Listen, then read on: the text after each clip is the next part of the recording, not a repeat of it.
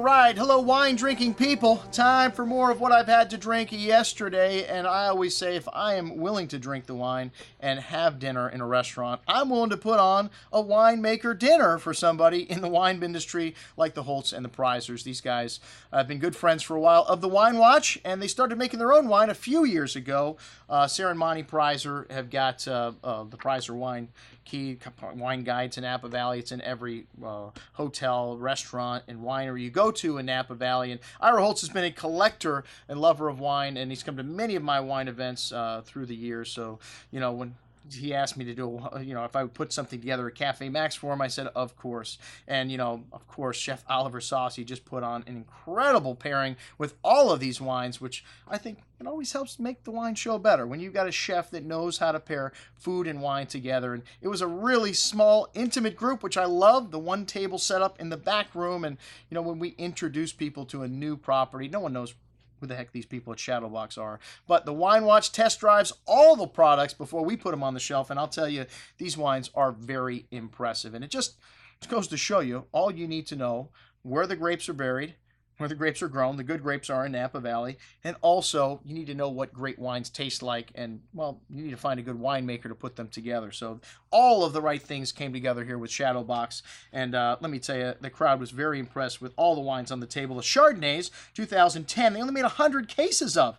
And 2010, a little cooler vintage. This wine had very good structure. The winemaker Mike Drash finding this fruit here in the Oak Knoll district, which is a little cooler region located in the southern part of Napa. And the vines here are 42 years old. And the story goes that this is the same vineyard they used for the 73 Chateau Montelena Chardonnay. So some of the grapes, I don't know, it was a blend back then. I heard some of the grapes came from Sonoma for that wine also. The 11 showing a little bit of age already in terms of the color here. And I opened up the second bottle and poured them side by side just to see. And Ira said, well, sometimes when you chill it down, which does happen with wines, the nose can be a little bit off-putting. And as this wine opened up, it was beautiful. And it did show a little more advancement than the 2010, which I thought had better acidity. But both of these wines, very well balanced, showing some nice hints of oak spice, some nice rich tree fruits, and a little hint of that butteriness you get from California Chardonnay. So very good, and under 100 cases of both of these Chardonnays available. I think they're both still available. The 2011 is the current release, and then the Pinot Noir was the biggest hit of the night.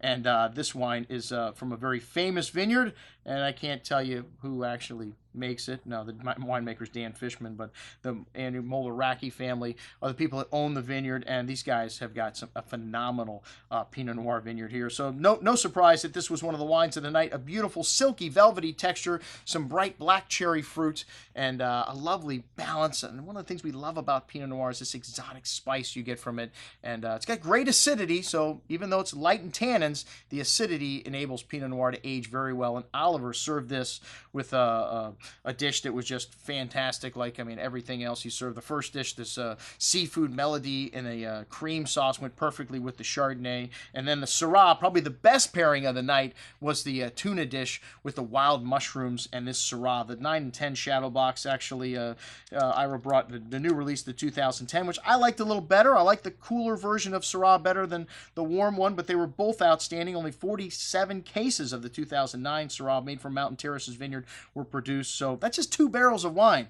Not much wine here at all, but this wine had a lovely permeating black cherry and plum fruit to it, and a nice spice to it. You get a little peppery spice from the Syrah, and a nice earthy component to it that the mushrooms just tied into beautifully, and probably the best pairing of the night. But the little baby lamb T-bone steak was also, lamb T-bone is what he calls it, was excellent with the Cabernet Sauvignons, 2009 and 2010. And this is these 2 wines were made by Steve Reynolds, and very well-known winemaker. And these guys have a great relationship with him, so they go and pick through barrels and blend them together and come up with their own unique blend.